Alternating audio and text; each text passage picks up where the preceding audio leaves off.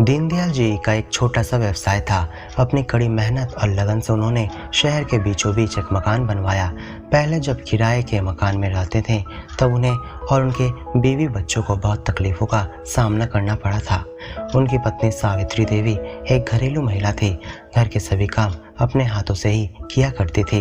उन्होंने न ही घर में कोई नौकर रखा था और न ही कभी किसी नौकर को रखने की बात दीनदयाल जी से कही थी। घर में जितना हो सके वो बचत करके चलती थी। दीनदयाल जी के 2 बेटे थे और एक बेटी थी। बड़ा बेटा पढ़ाई पूरा करने के बाद दूसरे शहर में काम करने के लिए चला गया और छोटा बेटा बाबूजी के व्यवसाय में मदद करने लगा। उनकी बेटी पारुमिता अभी 12वीं की परीक्षा इस साल देने ही वाली थी। जब परीक्षा में अच्छे अंकों से पास हो गई तो वो पापा से कहने लगी, पापा मैं आगे की पढ़ाई के लिए शहर के किसी मेडिकल कॉलेज में दाखिला लेना चाहती हूँ। मैं तो बचपन से चाहती थी कि मैं एक डॉक्टर बनकर दूसरों की मदद करूँ। पापा आपसे कभी मैंने कोई जिद नहीं की, पर अब मैं चाहती हूँ कि आप किसी भी तरह मेरे पढ़ाई का खर्चा उठा लें। स्वाति के पिताजी भी अपनी बेटी को मेडिकल कॉलेज में दाखिला दिलवाने के बारे में सोच रहे थे। यह बात स्वाति ने मुझे तब बताई जब रिजल्ट लेने के लिए मैं अपने विद्यालय गई थी। दीनदयाल जी अब अपनी बेटी को समझाते हुए कहने लगे, बेटी स्वाति के पिता जैसी हमारी हैसियत नहीं है कि हम तुम्हें महंगे कॉलेज में एडमिशन दिलवा सकें। मेरी उतनी कमाई भी नहीं है कि मैं तेरी डॉक्टरी पढ़ने का खर्चा उठा सकूं। तेरी माँ भी कह रही थी कि 12वीं के बाद अब तेरे लिए लड़के देखना शुरू कर दूं।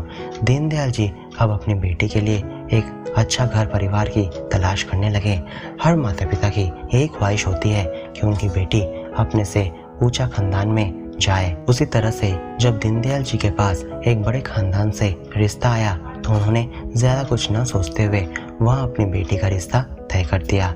पारुमिता तो अपनी आगे पढ़ाई जारी रखना चाहती थी, पर पिताजी के सामने भी कुछ मजबूरियां थीं जिसके चलते वो उसे नहीं पढ़ा सके। सगाई के दिन बाबूजी के आंखों में आंसू देखकर पारुमिता भावुक हो उठी थी।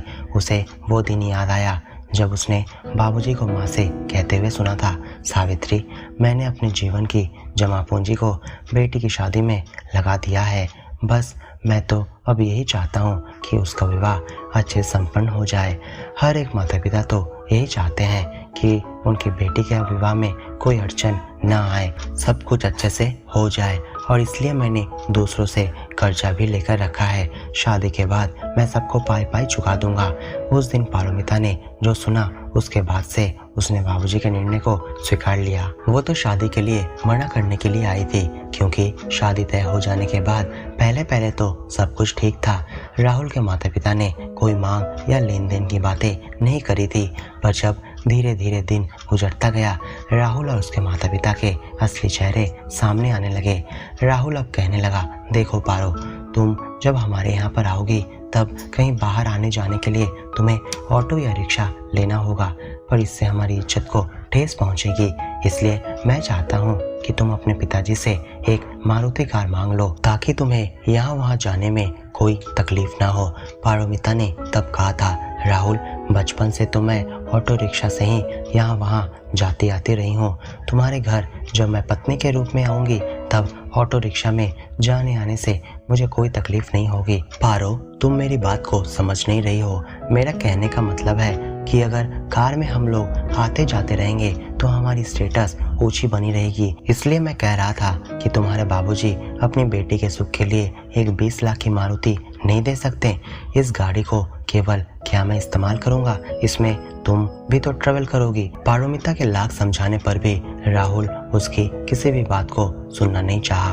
वो समझ चुकी थी कि पहले तो राहुल और उसके माता पिता ने कुछ नहीं कहा और शादी के कार्ड सबके यहाँ बढ़ जाने के बाद उनकी फरमाइश शुरू हो गई। ये सब बातें न कभी राहुल ने और न कभी उनके माता पिता ने दीनदयाल जी को बताया। बस वो तो केवल पारुमिता से अपने बाबूजी को कहने के लिए कहती रही।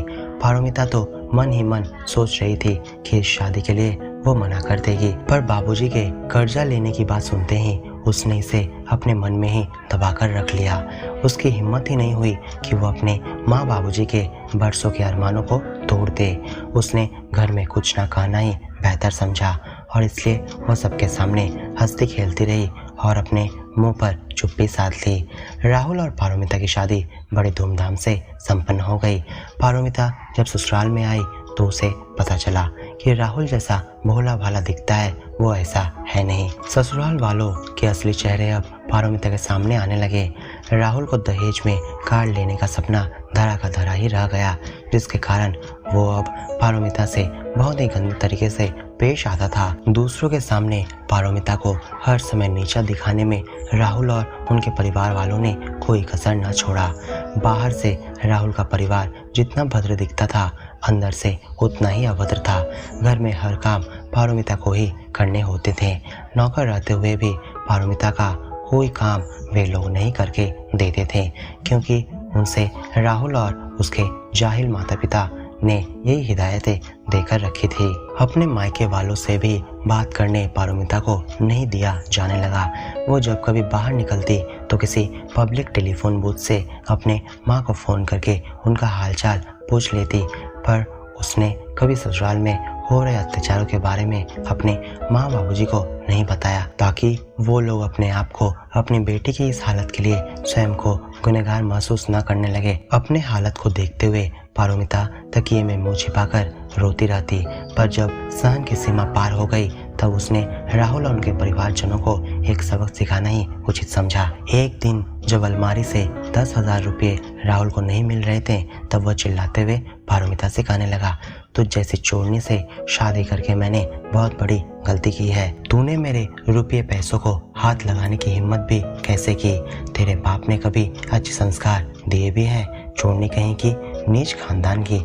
इतना कहकर राहुल जब पारोमिता पर हाथ उठाने ही वाला था, तब पारोमिता अपनी साहस दिखाते हुए उसका हाथ पकड़ ली और कहने लगी, ठीक है, अगर मैंने तुम्हारे 10,000 रुपये लिए हैं तो मेरे घर की तलाशी लो, और मैं नहीं चाहती कि तुम्हारे घर वाले ही सिर्फ तलाशी लें। मैं तो चाहती हूँ कि बाहर से पुलिस बुलाकर तुम मेरे कमरे की तलाशी लो। कहकर पारोमिता घर के लैंडलाइन से पुलिस को फ़ोन करती।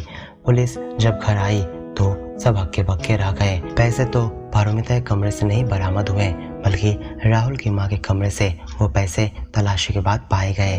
पारोमिता ने पुलिस कर्मियों को वहीं पर सब कुछ बता दिया जो वो इतने दिनों से सहती आई थी। रिपोर्ट दर्ज होने के बाद राहुल और उसके परिवार को सलाखों के पीछे रखा गया। पारोमिता अब अपने मायके चली आई। माँ बाबूजी को सब बातें कह सुनाई। उन लोगों को सबक सिखाने के लिए पारोमिता ने ही राहुल के 10,000 रुपये अपने सास के कमरे में रख आई थी, जिन्होंने पारोमिता से सिर्फ जूठे बर्तन मांजने के लिए एक नौकरानी से ज्यादा कुछ नहीं समझा था। सब कुछ सुनने के बाद दीनदयाल जी और सावित्री जी के आंखों में आंसू थे।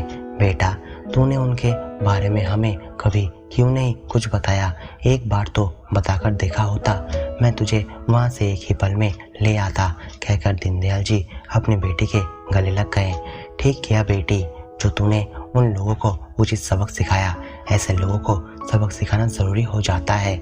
हमने तो यह सोचकर तेरी शादी वहाँ करी थी कि उनकी न ही कोई मांगे हैं और उनका परिवार बहुत ही प्रतिष्ठित है, पर हमें क्या पता था कि असलियत कुछ और ही है। सावित्री जी अभी तक बोले जा रही थी, इतने में दीनदयाल जी बोल उठे, तो चिंता मत कर बेटी, अभी से ही तू नीट की परीक्षा की तैयारी शुरू कर दे। मुझे पूरा उम्मीद है कि तुझे सरकारी मेडिकल कॉलेज में दाखिला अवश्य मिल जाएगा।